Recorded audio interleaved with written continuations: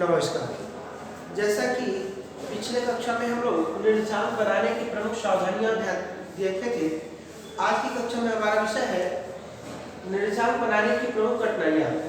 निर्देशांक बनाते समय कौन कौन सी कठिनाइयां आती हैं, उन कठिनाइयों को अगर हम लोग विचार करें तो उनको हम 4-5 बिंदुओं से समझ सकते हैं। पहला बिंदु है आधार वर्ष की चुनाव में कठिनाइयां। जब हम निर्देशांक बनाते हैं तो जैसे देखे थे कि आधार वर्ष का चुनाव करना पड़ता है। आधार वर्ष का चुनाव मतलब किसी भी समस्या का अध्ययन करने के लिए किसी पुराने एक वर्ष से दूसरे वर्ष की तुलना करनी पड़ती है। जैसे भी मैं बताया, किसी विद्यार्थी के रिजल्ट की तुलना करना है तो 2 विद्यार्थी लेना पड़ेगा, एक ही विद्यार्थी को तो तुलना कर नहीं सकते।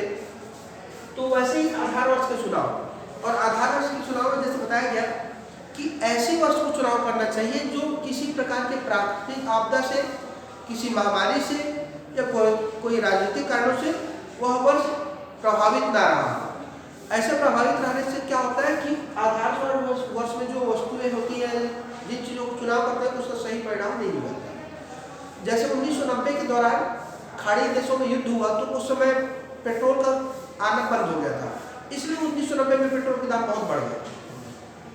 तो अपने को अगर पेट्रोल के दाम पहले क्या थे और आज क्या थे तुलना करना है तो 1990 में ज़्यादा थे आज की तुलना में, लेकिन क्यों ज़्यादा थे उन कारणों को खोजना पड़ता है। इसलिए ऐसे वर्ष को चुनाव करने में कठिनाइयाँ आती है, तो उसको अपने को ध्यान में रखना है कि उस वर्ष को चुने जो सामान्य वर्ष रहा हो।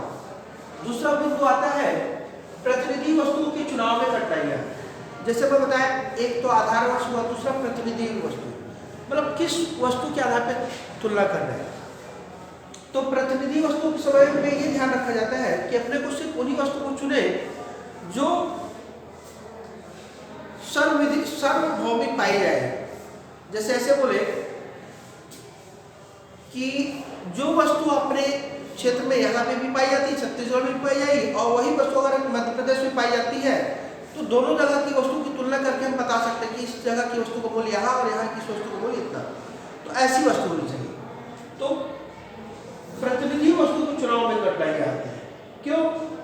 हर जगह लोगों की रुचि और जरूरत के हिसाब से वस्तुएं बदलती रहती है। जैसे हमारे छत्तीसगढ़ में स्वेटर या ऊनी कपड़ों की मांग अलग होती है, जम्मू में चले जाए तो वहाँ ऊनी कपड़ों की मांग अलग हो जाती है। अगर छत्तीसगढ़ में ऊनी वस्तु की तुलना उड़ीसा के लोगों से करें तो उड़ीसा चूंकि समुद्री क्षेत्र है इसलिए वहाँ गर्मी अधिक पड़ती है, इसलिए बदल जाता है। तो ये समस्या आती है कौन सी वस्तु को चयन है। इसी प्रकार तीसरा आता है वस्तु के भार में कठिनाइयाँ। सभी जगह वस्तु की महत्व भी अलग अलग होता है। एक व्यक्ति के लिए, जैसे एक शिक्षक है, उसके लिए न्यूज़पेपर का महत्व अधिक है। वो चाहता है कि मेरे लिए न्यूज़पेपर या टीवी मिले देखने के लिए। टीवी में भी न्यूज़ खोजता है, न्यूज़पेपर में न्यूज़ खोजता है, मोबाइल में खोजता है, समाज में खोजता है। लेकिन एक किसान है तो देश दुनिया की न्यूज़ नहीं, उसे अपने खेती किसानी संबंध में चाहिए। एक विद्यार्थी तो उसको पुस्तक की महत्व है, उसके लिए न्यूज़पेपर महत्व नहीं है। तो किस व्यक्ति के लिए क्या चीज महत्व रखता है वो तुलना करने में कठिन जाता है कि एक शिक्षक को न्यूज की ज्यादा महत्व, समाचार का ज्यादा महत्व जरूरी है, किसान को किसान संबंधी विषय वस्तु महत्व जरूरी है। तो किसमें कितना ज्यादा जरूरी है, किसके लिए कौन सी ज्यादा जरूरी चीज है, ये ध्यान, ये कठिनाई आती है। मतलब उन वस्तुओं में, उन बिंदुओं पर किसको कितना भार दिया जाए, कितना पॉइंट महत्व दिया जाए। क्योंकि जो भार देते हैं वो काल्पनिक रूप में देते हैं। जैसे अपन लोग प्राथमिकता होते हैं कि सबसे पहले मेरा पढ़ाई जरूरी है, फिर दूसरा एक काम में ये जरूरी, तीसरा काम में ये जरूरी, ये भार में कठिनाइयाँ।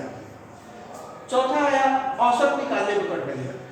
कई बार ऐसा देखा गया जब हम औसत ज्ञात करते हैं तो औसत ज्ञात करने में भी कठिनाइयाँ आती है। और कठिनाइयाँ ये कि एक ही समंगमाला की या एक ही श्रेणी के अगर हम औसत निकालने के लिए अलग अलग रीति का प्रयोग करते हैं या अलग अलग विधियों का प्रयोग करते हैं तो उनके उत्तर में भी थोड़ी थोड़ी भिन्नताएं देखने को मिलती है।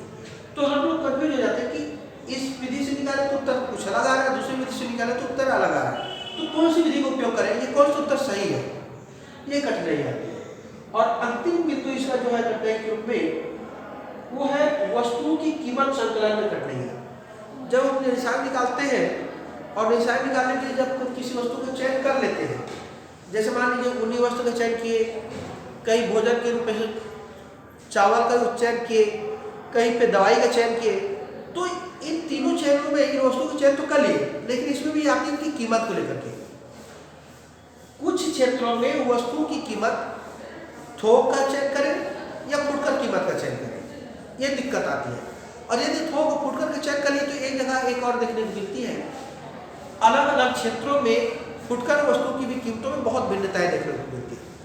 हम देखते हैं कुछ दुकानों में मान लीजिए शक्कर का दाम कहीं पे 40 बिक रहा है, कहीं पे 38 बिक रहा है, कहीं पे 36 रुपए केजी बिक रहा है, तो कौन सा दाम को अपन चयन करें, ये दिक्कत आती है। तो इस प्रकार मुख्यतः इन्हीं 5 बिंदुओं से हम हिसाब बनाने की जो कठिनाई आती है उनको समझ सकते हैं, इनको दूर करने का प्रयास करेंगे। अगले खंड में हम इन कठिनाइयों को कैसे दूर करें उस बिंदुओं पर चर्चा करेंगे। धन्यवाद।